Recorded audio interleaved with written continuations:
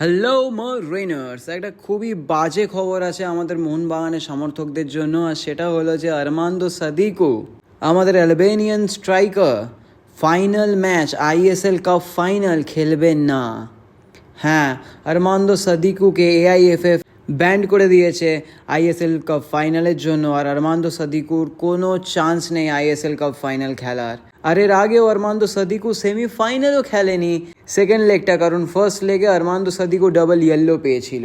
তো পর match ban. এটা নাই সাদিকুর জন্য ভালো, নাই আমাদের টিমের জন্য ভালো। কারণ আরমান্দো সাদিকু আমাদের টিমের জন্য 8খানা গোল করেছে।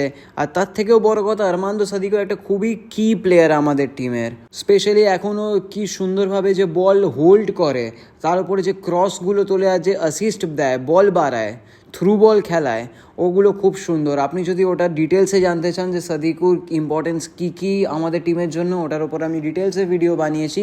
আর ওই ভিডিওর লিঙ্ক আমি আই বাটনে দিয়ে দিয়েছি, আপনারা চাইলে ওটা দেখতে পারেন।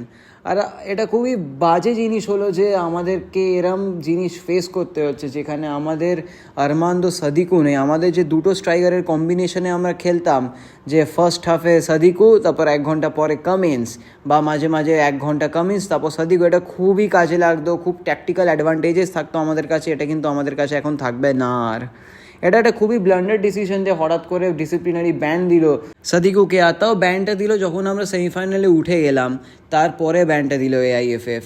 আর ব্যান্ড এমন সময় দিল যেখানে আমরা ফাইনাল খেলে একটা ম্যাচ জিতলেই আমাদের ট্রেভেল হয়ে যাবে, ঠিক তখনই ব্যান দিল। তো এটা একটা খুবই আনবায়াস ডিসিশন তো আমার মনে হচ্ছে না, এটাতে কিছু না কিছু বায়াস ডিসিশন তো আমার পার্সোনালি মনে হচ্ছে। আপনারা আপনাদের মতামত কমেন্টে জানাবেন এটা নিয়ে। আর এতে আমাদের টিম খুব সাফার করবে, কারণ এর আগেও আপনারা দেখেছেন মুম্বাইয়ের সাথে ডিসেম্বরে যখন আমরা ম্যাচ খেলেছিলাম, লিস্টন কোলাসোকে 5 ম্যাচের জন্য ব্যান করে দিয়েছিল।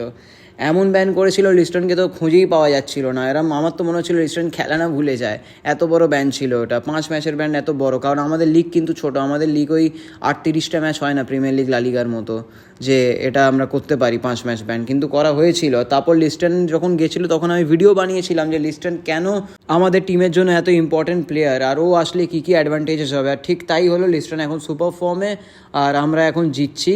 কিন্তু এটা একদম আনএক্সপেক্টেড যেটা সাদিকুর সাথে হলো। হোপফুলি জেসন কামিন্স ওর ভালো ফর্ম কন্টিনিউ রাখবে, আর কারণ এখন জেসন কামিন্সই ভরসা আমাদের স্ট্রাইকার হিসেবে। আর জেসন কামিন্স আমাদের আইএসএল কাপ জেতাতে পারবে আর আমরা ট্রেভেল পাবো।